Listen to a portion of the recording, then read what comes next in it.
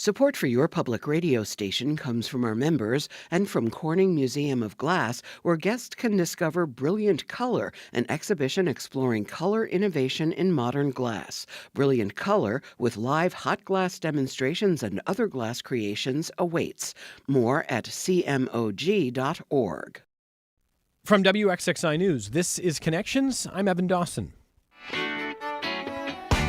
Our connection this hour was made in 1990 when NYPIRG, the New York Public Interest Research Group, conducted a study to document what items sold in stores have more plastic packaging than they really need. As my colleague Jung-Yoon Han recently reported, that 1990 list included the pantyhose brand that was in vogue during the 1970s and 80s, Legs? Legs. It's just probably just legs. Yeah, there you go. You can see how much of that product I've bought. Additionally, items cited included Gorton's microwave dinners from General Mills and Hawaiian Punch juice boxes.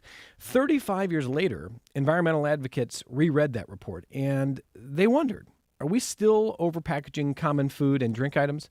How about Kraft cheese singles? Why so much plastic for every piece of cheese? That was just for starters. Here's more from Jung-Yoon's reporting. Quote, environmental advocates are renewing their push for a state law that would reduce the amount of plastic packaging New Yorkers would get in their next delivery or at restaurants. The bill, titled the Packaging Reduction and Recycling Infrastructure Act, would require the state to cut down on plastic packaging use by 30% over 12 years. To hit that target, the state would charge companies for excess packaging, and those profits would then be distributed to municipalities. End quote. Here's where it gets tricky. How do you decide what amounts to too much packaging? How do you decide what kind of packaging is fair or appropriate? And then if a company doesn't meet certain targets and the state imposes fees or fines, how do you make sure those costs are not simply and immediately passed on to consumers? The bill could have the momentum to get over the line this year after stalling out last year.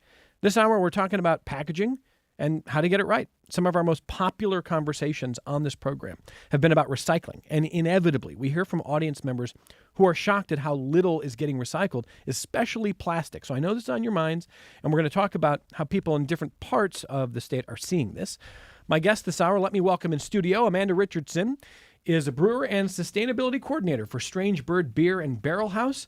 Welcome. Thanks for being with us. Thanks for having me. Also with us in studio is Melissa Carlson, a climate activist with Third Act Upstate NY and a part-time architect. Welcome back to the program to you. Thanks, Evan. Also with us on the line is Alan Cole, a member of the Climate Smart Community Task Force. Hello, Alan. Hello. Good afternoon. Good to have you, and good to have Chad Hendrickson, wholesale manager at Lakewood Vineyards. And I don't know if I got your title right, Chad. Are you the brand ambassador there too? Yeah, I sure am. Hi, okay. Evan. It's great to have Chad. Thank you very much. And we're going to start with my colleague, Jung-Yoon Han, who's Capitol Bureau reporter for the New York Public News Network, who is also with us. Hello, Jung-Yoon. Hey there. Great to be back. So why don't you just take a little time and make sure that we're setting the stage correctly here for where this legislation stands, Jung-Yoon, and some of the dynamics. Yeah, so it's been introduced, this bill, in iterations since the 2022-2023 legislative session. It has always made some sort of progress in either the Senate or the Assembly, mostly just in the Senate. But because of lots of lobbying and campaigns, it hasn't had the most traction. But this year, on this final day of the legislative session for New York State, we might see it come to a floor vote in the Assembly. The update is that it passed in the Senate just a couple of weeks ago. And now lawmakers in the Assembly side are going to consider if it should, make it past and over the hurdle and the final finish line.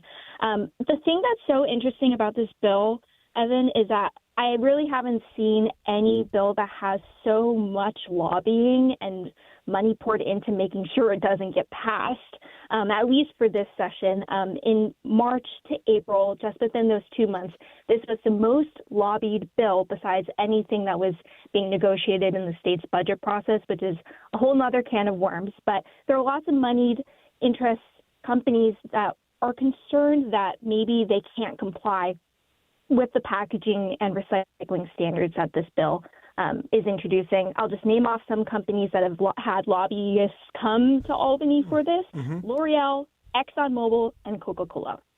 Okay, so the small ones. And so Jung-Yoon, when there is that much attention on a bill like that, I mean, inevitably there might be tweaks to try to make sure that certain concerns are satisfied. What have we seen there?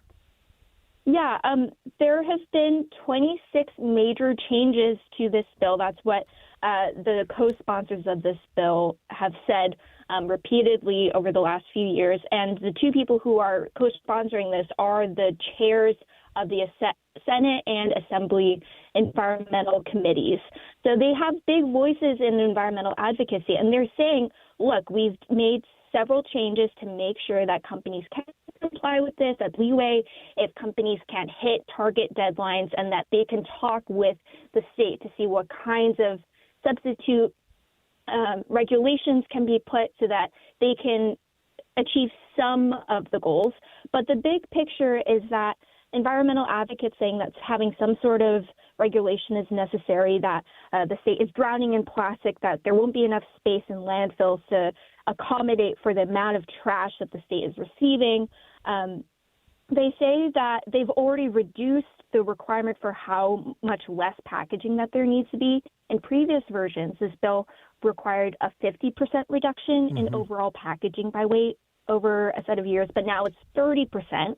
And so the way that some of the lawmakers here see it, in Albany at least, is that this is more feasible than even previous versions, but will still put the state on track to meet their overall climate sustainability goals, which is another tension that lawmakers here are grappling with. All right, before I let you go, remind listeners then of what the timeline is going to be for, we're going to find out pretty soon if this is going to pass or not this year. What's that timeline look like? Yeah, today is the last day for the Assembly to wrap up all the bills and pass all the bills that they want. I talked with some lawmakers here. They're trying to wrap up by later this evening, like 10 p.m., 11 p.m., but who knows at this point. They have a whole slate of bills that they need to debate and discuss. And this bill did pass two of the procedural hurdles that it had to get through before. And so it may or may not come to a floor vote, but we will be covering this regardless of the result. Jung-Yoon Han, thank you for your reporting on this. Capitol Bureau reporter for the New York Public News Network. Great having you as always.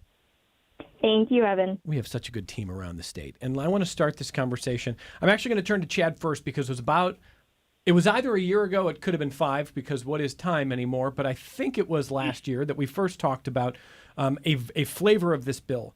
And Chad, if I remember correctly, as brand ambassador for Lakewood Vineyards, you're not Coca-Cola, you're not L'Oreal, but you're a small to, medium-sized Finger Lakes business. And one of the points that you initially made was everybody agrees that there's probably too much packaging in the world. There are times where we get frustrated about packaging, and that it's a good goal to pursue smart packaging. You got to do it in a way that doesn't put people out of business or put onerous requirements so we can work towards something better. I want to know if I'm summing up your concerns from maybe the previous versions, and then I want you to tell me a little bit about what you see in some of the tweaks that this bill has had. Yeah, I think you nailed it. Our initial concern when we first became aware of the legislation was just the cost associated with it. We produce about 35,000 cases a year, puts us, within that 5 million threshold annually. And when this bill first was presented to us, there was no threshold. It was basically encompassing all businesses. And it was horribly, at least we assumed it would be cost prohibitive for us to be able to take part in this and still, make a penny. Since then, there have been some changes that I think have been pretty positive. One is the $5 million carve out for small to medium-sized businesses within the state, which allows us some breathing room. But there are concerns for, at least in my industry, for those wineries that are that $5 million to $10 million annual business that really are looking at this bill with a lot of concern, mainly because the way it's presented is you are the entity that is creating the program for the recycling as well as the costs associated with it, and that's incredibly vague. Excuse me. It's very difficult to budget as a business with such drastic unknowns. And I think that was our big concern when it was presented to us, and I think it's the concern still today. So, Well, let me bring in the other guests. Alan Cole, member of the Climate Smart Community Task Force. Why is this bill needed now, Alan? New York State is suffering under a tsunami, really, of waste. Waste management is a big issue in my own community, where I'm a member of the Climate Smart Community Task Force. We struggle with waste management. We have a 2-county landfill that's nearing capacity. Much New York City waste is now all of it's exported to either Seneca Falls landfill, or a lot of it goes to New Jersey landfills there. Some waste goes to incinerators. New York has the second most incinerators in the nation, 10 in the state overall, and even they're sort of taxed to their capacity. And especially given that they're located often in disadvantaged communities, it's not a good thing. So we're struggling with waste management, and reducing the amount of waste is the primary method to address this problem, we think. Okay. So in a nutshell, that's it. Yeah, when Less waste. Alan talks about those landfills, if I were to tell you, someday when I retire, I'd like to live at Seneca Meadows. That sounds nice. But that's a landfill. You probably would not want to live there. And it's got a nice flowery name, but there's a push-pull in Seneca Falls about whether to expand the footprint and allow for more waste to be brought in. Of course, there's opposition at times to that. But Alan's point generally is too much waste, and the solution is not just to keep creating bigger and bigger Seneca Meadows and its ilk. Okay, Melissa Carlson, a climate activist with Third Act Upstate NY. How do you see this bill and this issue? I see that fossil fuels have been driving the use of plastic for as long as they've invented plastic, and they have not responded, or they've been pushing it on consumers. When I think about cell phones and the adoption, consumers said, we want cell phones, and it was a consumer-driven thing. And nobody said, thou shalt only use cell phones in the next 10 years. In plastics, it's just been pushed more and more and more. And in the 70s, consumers did not like plastics so much, and the fossil fuel industry came up with, we can recycle, knowing full well that was a lie. And so that's still out there. Recycling is at about 6 to 10% of all plastic ever. So that much plastic has been made. It's still out there. It's a permanent. It's a forever. And the benefit of plastic is that the fossil fuel industry is going to make money. So I think the consumer, as a member of the public, has been duped by the industry. Their stories on ads are hugely exaggerated what effect this is going to have. So I'm fighting back with that. And I think that's also dragged in all the producers. That what do we do before plastic? There was a way to live with it without so much plastic. Amanda Richardson, who is a brewer and sustainability coordinator at Strange Bird Beer and Barrel House. How do you see this? Along the lines of what Chad was saying, full disclosure, we are not going to be affected in that 5 million cap, but that it is something that needs to be addressed, but worried about the people that are the brewers that are right on that edge of 5 million. The New York State Brewers Association does oppose this bill, also worried about costs, looking at other states like California that passed this bill, I think, 3 years ago and are still having trouble implementing it. And at a time when there isn't a lot of federal support for grants and things, we would love to see more recycling infrastructure. I gave a talk at the Craft Brewers Conference in Albany a few months ago.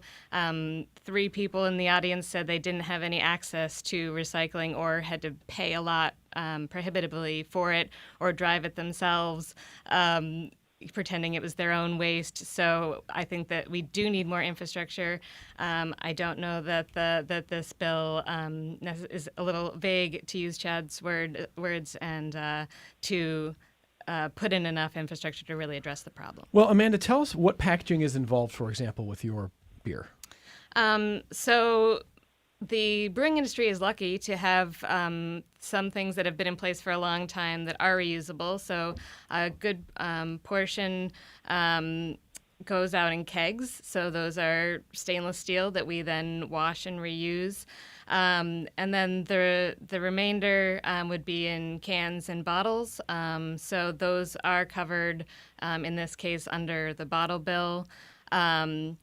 So I would say this is a place environmentally where we do pretty well.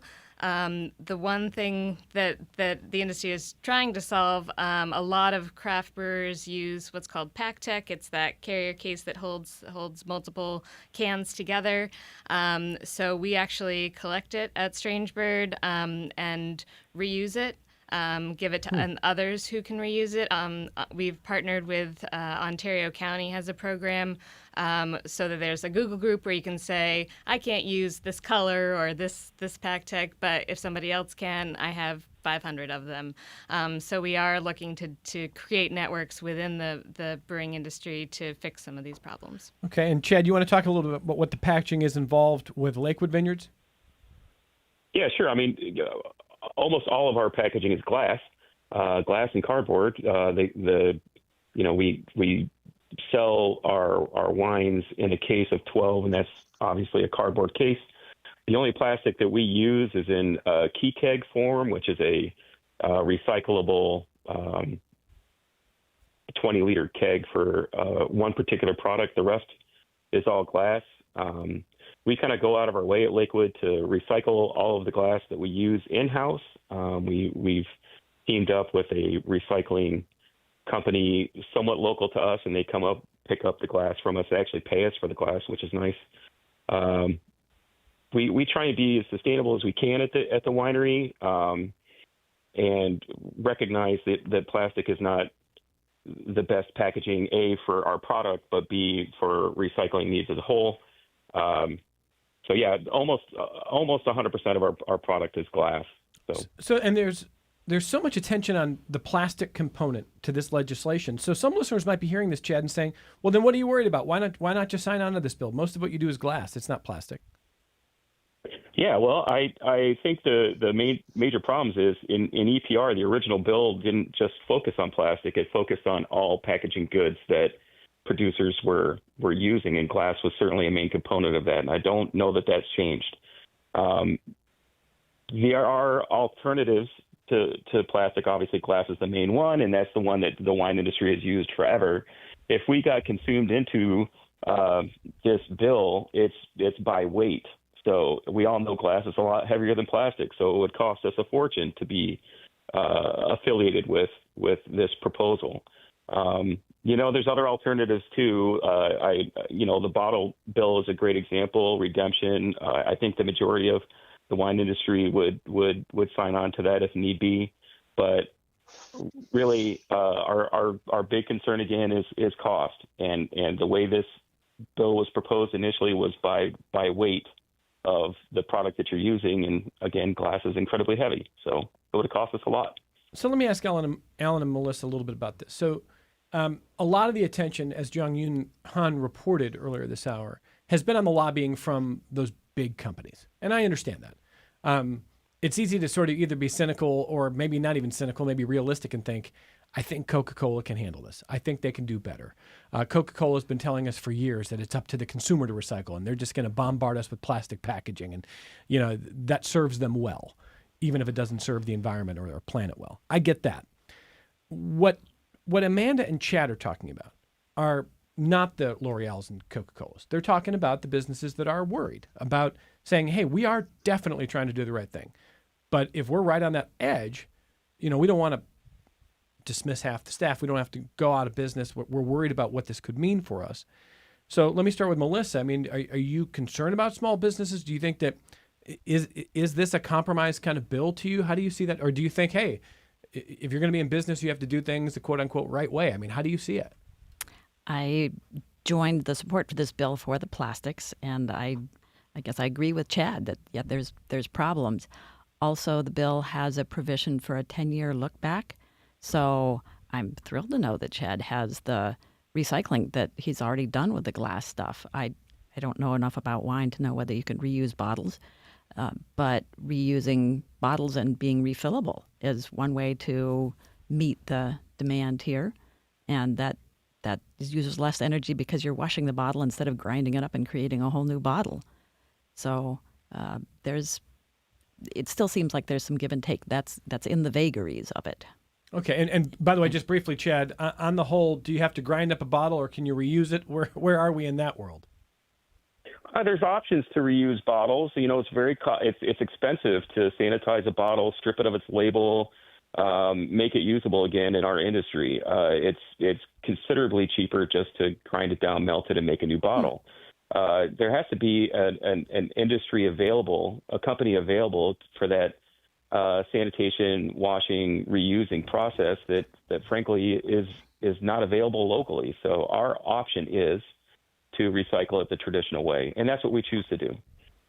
So that part of this go bill ahead. is the name of it is the infrastructure. So getting the fees from producers is going to go to help build infrastructure. So right now, if the demand isn't there, it's chicken and egg. Who's gonna go first? Are we going to create the infrastructure and hope that people come along and I'm building a bottle washing station to make it cheaper for Chad. Is Chad really going to send his bottles to me? Or so that's what comes first. Okay, and so let me get Alan Cole, a member of the Climate Smart Community Task Force, to jump in on some of those points here. How do you see the concern from industry about this bill, and are you comfortable that it meets some of those? Do you think some of those concerns are valid, and does the bill address them, Alan? Well, yes, I think some of the concerns are valid. In fact, I know Senator Harkin and Assemblymember Glick and their teams have met with hundreds of small businesses, local businesses, as well as, of course, the big businesses that are lobbying to try to address their concerns. One of the differences between Amanda's business and Chad's business is that Amanda's business, her bottles or cans are covered by the bottle bill, and Chad's wine bottles are not covered by the bottle bill. Now, there is a proposed so-called bigger, better bottle bill that would have expanded the bottle bill to cover wine bottles. Sadly, that did not pass this year. It's too late. Senate has already closed business for the year. But that would have alleviated a good deal of Chad's concern, I think, because glass would now be covered by the bottle bill, and people would, pay a dime deposit, hopefully, on each bottle of wine, and they'd get that dime back. So I think that would relieve him of a good deal of his concern about, it is true that glass is very heavy, but if it's now covered by the bottle bill, it would not be part of the packaging reduction bill. So hopefully next year that can be passed, and that really has been thought of as the companion bill to the packaging reduction bill, but sadly didn't have legs this year. So, Chad, briefly, he invoked the industry there. Do you agree with that assessment, Chad? Yeah, I think that the bottle bill, has some issues aside from this conversation that we'd like to see changed. But if it's an either or for our industry, we would certainly, I think, choose the bottle bill. Not to speak for the industry as a whole, but that's the general vibe I get. So. All right. So there's one other issue I want to address with our guests, and then Actually, I'm going to start looping in feedback. We have a lot of feedback. If you're on the phone, we're going to take your phone calls coming up here in just a moment. You can call the program if you want to do that. It's 844-295-TALK. It's toll free, 844-295-8255. Or it's 263-WXXI if you call from Rochester, 263-9994. Email us, connections@wxxi.org, or join the chat on YouTube if you're watching on the WXXI News YouTube feed, where we are every afternoon. Well, not every afternoon, as I like to say. We do take weekends off. But before we kind of get into your phone calls here, Paul and Brighton, I see the phone. Boy, the phone is ringing. We're going to take a lot of your calls coming up here. I just want to get one email in here, and this comes from Alex. Alex says, a common concern raised when laws are proposed to reduce or change plastics production or recycling is the cost passed on to consumers. All companies necessarily seek to maximize profits and minimize costs. I'll bet my paycheck that Dow or BevSource have spent more lobbying against this bill than all the donations Lakewood and Strangeburg have ever made to lawmakers' campaigns. Restaurants, bars, brick and mortar liquor stores have less ability to absorb costs, but they will likely be forced to do so. Is the panel aware of any states whose legislatures have successfully passed plastics reduction legislation and managed to keep the cost borne by the producers and not downstream to consumers? That's from Alex, because Alex is responding to some of the claims that advocates for this bill have said, which is that this will reduce costs for consumers. So, Alan Cole, is there a world in which all of this stuff passes and it reduces costs for consumers? I'm not saying that's the goal number one, but I mean, is that possible? Well, let me cite a couple of examples. First of all, Oregon has done a study of some of the EPR bills that were passed in Canada. Canada has a much more advanced program of producer responsibility bills than any place in the U.S. And this study done by state of Oregon using studies based in Canada shows that typically there was at most a 1/2 cent cost per item increase in prices to consumers. The second point I'd like to cite is that the Consumer Reports organization has endorsed the packaging reduction bill, and they have said that based on their studies, they believe there will not be increased costs to consumers. So citing those two studies, I think, I know the industry tries to say, oh, there are going to be huge cost increases, but based on these studies, that does not seem to be the case. Okay, Amanda Richardson, are you buying that?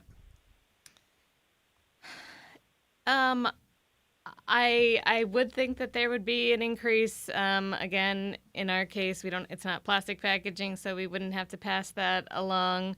And I would hope that the really big guys would just eat it, but they're responsible for that to their shareholders. So I imagine that there would be an increase. Yeah. Okay, Melissa Carlson, how do you see this one?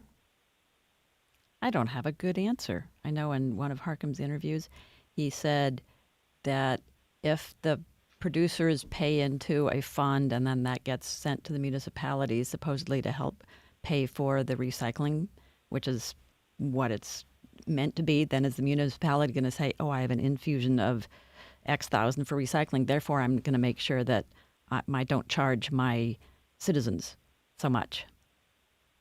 Maybe they'll do that. Maybe they'll throw a party. Who knows what the municipalities will do? But that's the way it's supposed to work. Okay. Chad Hendrickson, what do you think? Business Council did a study a few years back saying that it would increase the cost to the industry by $800 million. That was recently updated to $1.3 billion. I mean, I think that's the other end of the argument. If it is $1.3 billion added cost, for sure the average consumer is going to see a increase in whatever product they're purchasing. I mean, that's just the reality of it. I would like to say, if I understood that email correctly, that they were saying that we pay some sort of lobbying fee. We certainly don't. We're a small business, just like the rest of the Finger Lakes, and when we advocate to the state, we're not part of some PAC fund. So I just want to be clear about that. I read that the opposite way from Alex. I think he was talking about the big guys doing the lobbying, but I could be wrong. Alex, have I read that wrong? Anyway. Well, maybe if I read it wrong, I apologize, but I just wanted to be clear about that. I'm usually wrong, Chad. That's one of the things I do best here. What we're going to do after our break, Pat in Geneva, Ashwin in Penfield, Paul in Brighton, on the phone. We're going to take your phone calls. We're talking about the future of packaging. And, so far everybody agrees that we should do packaging better. It's a question of how to get there. New York State is considering a bill that has been tweaked, and it's been up for consideration for a while now. And the latest flavor is what we're talking about here, a packaging reduction and recycling infrastructure act. We are talking to, in studio, Amanda Richardson from Strange Bird Beer and Barrel House, and Melissa Carlson, who's a climate activist with Third Act Upstate NY. Chad Hendrickson on the line with us from Lakewood Vineyards. Alan Cole from the Climate Smart Community Task Force. Your phone calls on the other side of this only break. Support for your public radio station comes from our members and from Mary Cariola Center, providing education and life skills solutions designed to empower individuals and the families of those with complex disabilities. Mary Cariola Center, transforming lives of people with disabilities. More at marycariola.org. Public media is facing the most serious threat in its history. Congress is considering a White House proposal that would eliminate federal funding for the Corporation for Public Broadcasting, which helps fund local NPR stations. This move would immediately threaten many stations' ability to serve their communities and could force some to close. Please take a stand for public media stations like this one today at protectmypublicmedia.org. This is Connections. I'm Evan Dawson, and on the phone, listening on Finger Lakes Public Radio in Geneva, this is Pat first. Hello, Pat. Go ahead. Hey, Pat. Are you there? Well, let's put Pat back on hold. Let's make sure we can get Pat. And let's go to Paul in Brighton. Hey, Paul. Go ahead. Hi, good afternoon. I hope this doesn't, the question isn't too irrelevant, but what I'm thinking about when I'm listening is the packaging. I think there's a pretty well-known packaging program at RIT, and I'm just kind of wondering, what are the students being taught about ways to reduce? Is that something they're taught to think about? I know they have company guidelines they need to follow, but I'm just wondering if there's if there could be like the start of kind of like a grassroots trend with the younger folks that are coming out of these packaging design programs that I'm sure are all over the United States, and just got me thinking about that. Is there is it being taught to them to reduce as much as you can, if that's even a possibility? So I said not totally germane to what's going on, but you got me thinking about it, so I had to say something. No, I actually think it is, Paul. I think it's a really good question, and RIT won't like hearing me say this, but I say this with love. I have this idea that the packaging folks at RIT, who are brilliant, spent years devising these packages that make it near impossible to get a tool out of a plastic container without cutting your hand. And then it was they were holding it over to us you mere mortals will never get this open. But now I'm sure they actually didn't do that, and RIT is a great program. Now I have occasionally heard just kind of in conversation that they are concerned about this, and that is something that's on their radar. I don't want to speak for RIT or really any other institution, but there's a lot of people working on this, and there are brilliant people at RIT, both teaching and students, who are probably working on this, and maybe we ought to follow up with them at some point soon. We know that down at Alfred, they've been working on bottles, and so there's definitely a component here to innovating in a really smart way here, Paul, especially now that everyone kind of shares the goals of get the packaging you need, do it as smart as you can for everyone involved, especially the planet. And I have no doubt RIT is at the forefront of that. So RIT, I hope we're back on better terms after that. We'll follow up, Paul, with them because it's a really fair and good question. Let me get back to Pat in Geneva. Hey, Pat, go ahead. Hi, sorry. So I want to say that I think we all appreciate Wegmans. It's a great store. I think it's a great store to work for and so forth. But my experience with them is the waste of plastic that they can control. For example, pie. You cannot hardly find a pie in that store that isn't in a plastic clamshell. I lived in Maryland, and all the stores carried cardboard pie boxes with a little plastic window so you could see what it was. That's one thing. And then you go down the bulk candy aisle, supposedly bulk candy, and there are all these plastic tubs with the same candy in them. And I've watched people in that aisle, they just go down the aisle and they ignore the bulk and they grab those tubs. You just make it too easy for them. So, Pat, I just got an email from Ed in Rochester who said, why aren't you speaking with Wegmans today? They certainly cannot demand all products come in non-plastic packaging. It seems they could make better decisions around plastics in other parts of the store, like produce, the deli, et cetera. So he's looking at other parts of the store, but feeling the same way you are, Pat. Oh, I was just getting started. Yeah. But, like if you order sandwiches, like if you have a group of people and you order sandwiches from them, they give you so many condiments.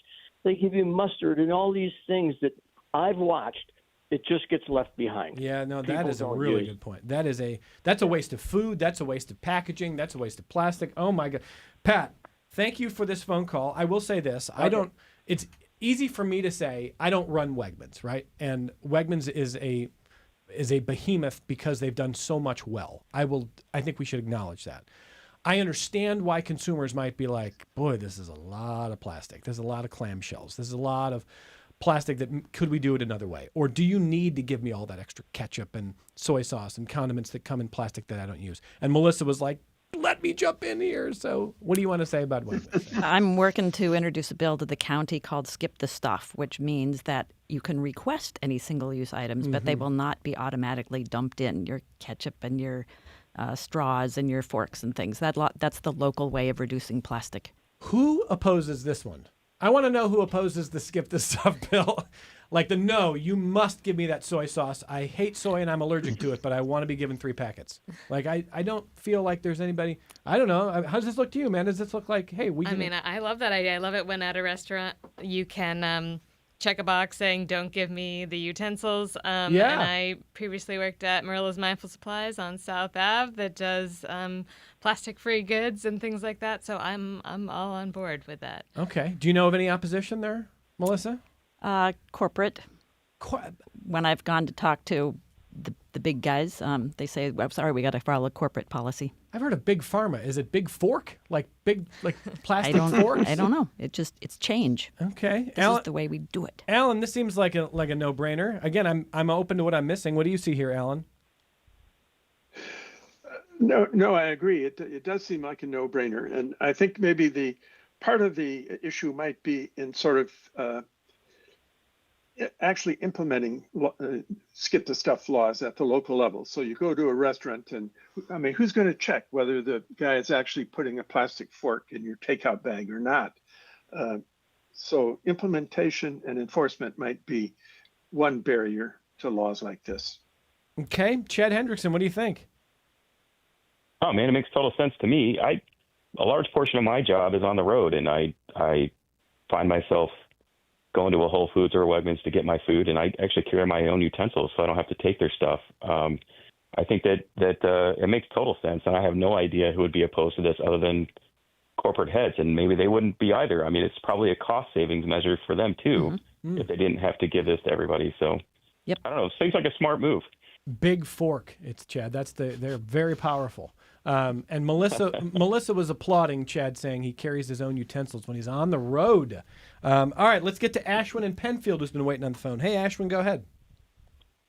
I was listening to all of your speakers, and one of the important things that I would like to say is that it's so easy to say negative things about plastics, but to me, contribution to plastics is so much in improvement of the health and safety and well-being of people that is completely overlooked as the benefits of plastics.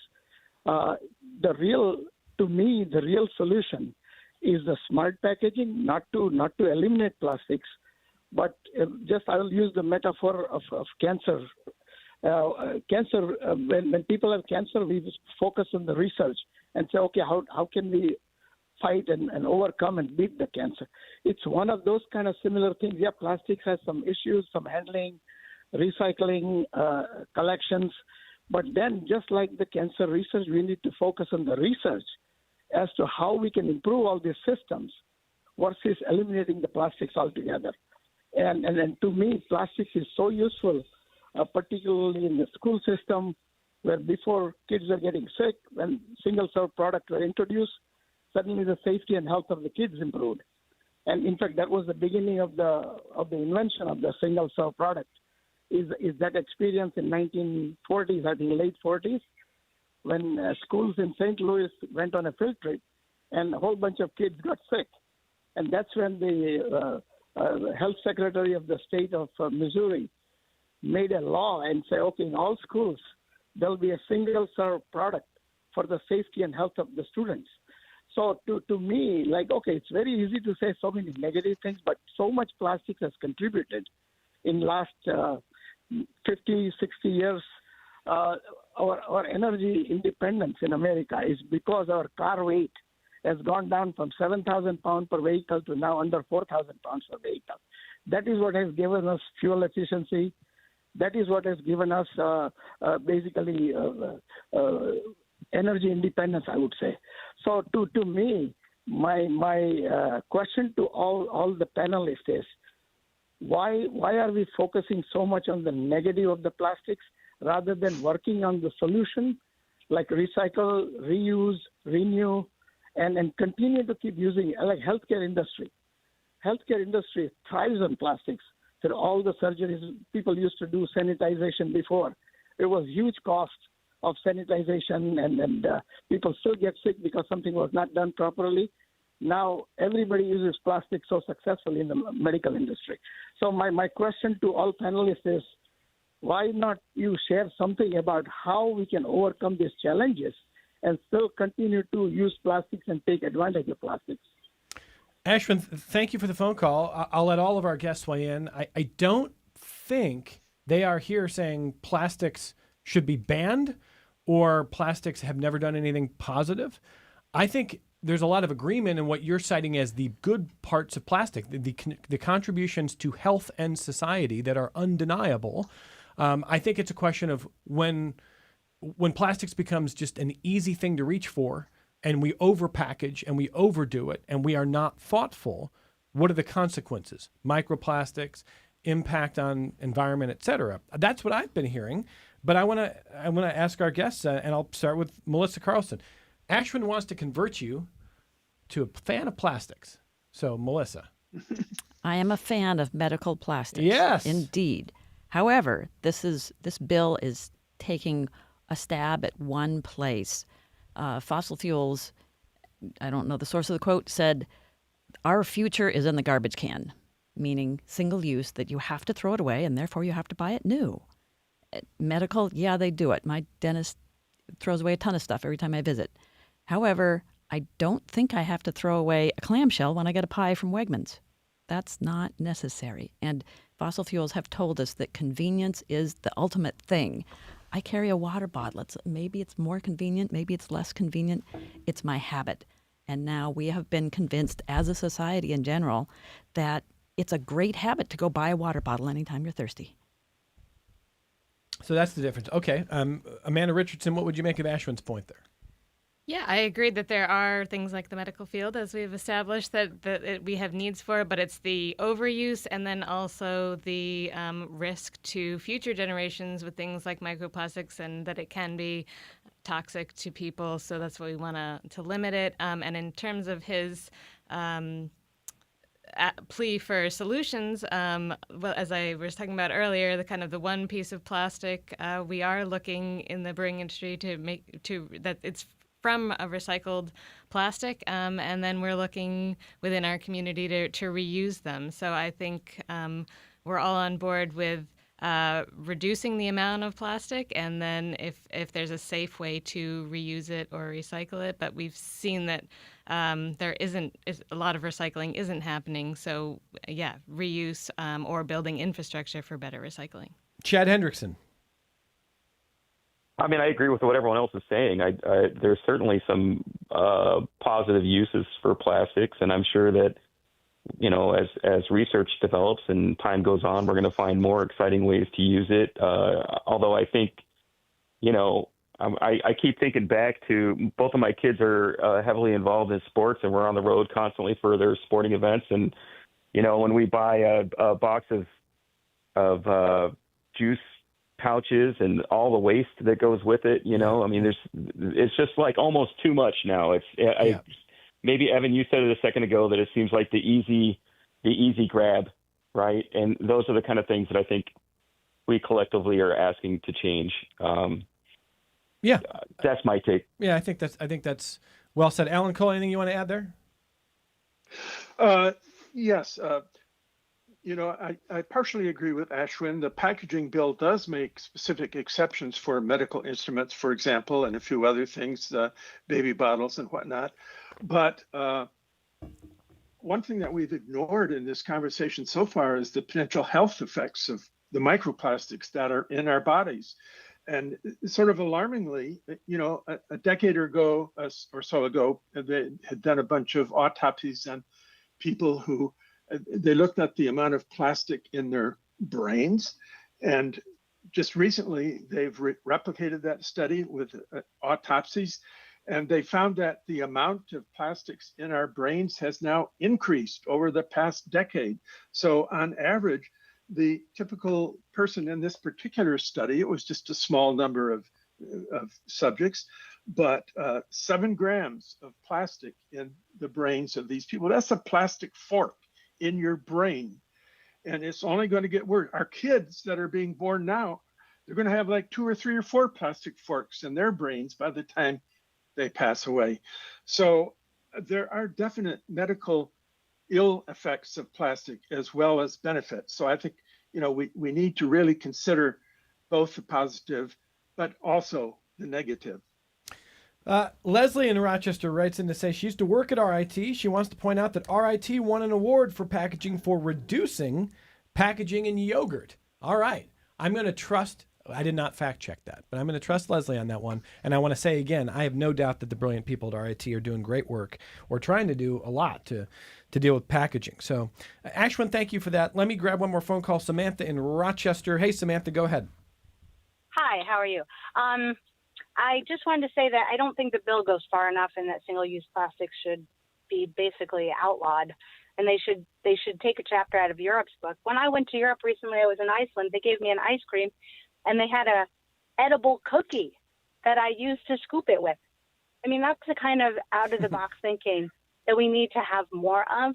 And we're basically subsidizing the beverage industry to poison us every day. So, I mean, drinking less soda is better than drinking more. And if it's going to cost people more to drink it because they got to pay for the actual cost of the packaging that the companies don't have to pay for, well, then fine with me, because we shouldn't be drinking so much anyway. In Europe, they don't.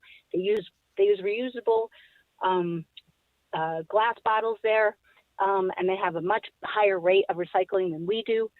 And they have reusable knives and forks at a gas station, for heaven's sake, that serves food. So you'd say make people pay more and then explain why we're paying more. Explain the full cost, the holistic cost.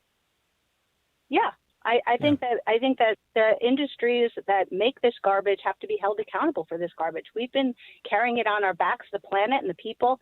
The cancer rates are up, illness is up, diabetes is up. How many more excuses do we need to just say enough is enough? Samantha, thank you for the phone call. And it's an interesting counterpoint to the idea that we can reduce packaging, we can reduce plastics, we can set new regulations, and also it will just reduce costs. Samantha's saying it probably won't, and it shouldn't, and we should explain why. We should explain why we're going to be willing to pay more, and talk very honestly about that. Jung Yoon Han, our colleague, reports ExxonMobil and gas companies are lobbying for this bill because they are making a plastics industry for themselves as oil and gas is being weaned off of some industries. That's why ExxonMobil is lobbying so hard against this bill. So there's a lot about fossil fuel consumption, alternative sources of energy baked into this. Boy, this hour has flown by. I want to give our guests about 30 seconds apiece. Amanda Richardson from Strange Bird Beer and Barrel. Do you feel like that the implementation will be feasible enough with what you see here going forward? I don't, kind of looking at other examples and having read the bill and having some of those things be vague. Like I said, I would love to see a lot more infrastructure, as that college has pointed out, like that it needs to be a whole shift in how we do things. But I don't think that this bill has enough meat in it to provide the funding to build that new structure. 30 seconds, Melissa Carlson. What do you want to leave with listeners? There is a lot of vagueness. There is 2 years of writing a plan. Then the plan gets reevaluated every 5 years. So we can try something. And if it was going to happen with businesses on their own, it would have happened by now. And it's fossil fuel. It's big oil funding and pushing it.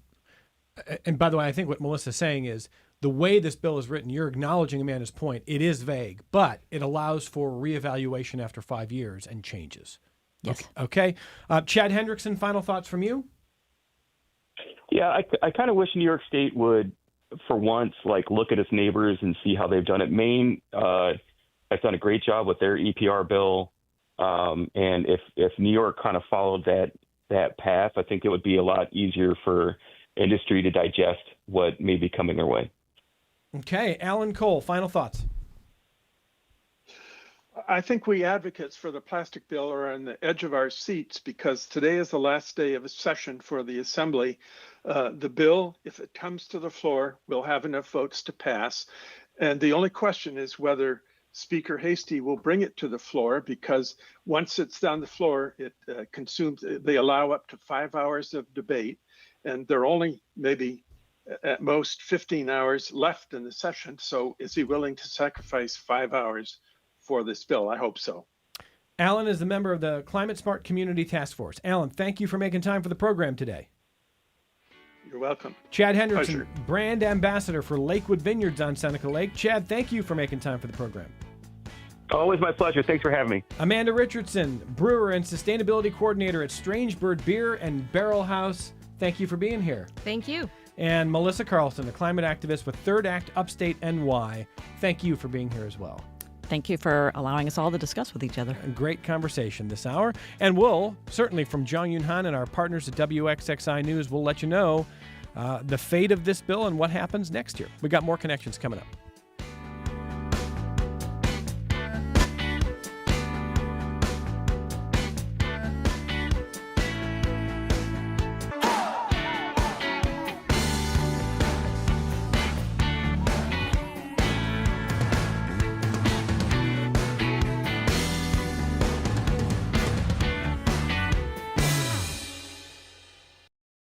This program is a production of WXXI Public Radio. The views expressed do not necessarily represent those of this station, its staff, management, or underwriters. The broadcast is meant for the private use of our audience. Any rebroadcast or use in another medium without expressed written consent of WXXI is strictly prohibited. Connections with Evan Dawson is available as a podcast. Just click on the Connections link at WXXInews.org. Support for your public radio station comes from our members and from Labella Associates, dedicated to the pursuit of partnership for more than 40 years, offering services in the development of buildings, infrastructure, environmental, and energy projects. Labella, powered by partnership. LabellaPC.com. In a democracy, serious journalism isn't a luxury, it's a necessity. Accurate, objective reporting gives us the information we all need to form an opinion about issues and events. Your monthly membership will help WXXI provide this essential kind of journalism. Please become a sustaining member at WXXI.org.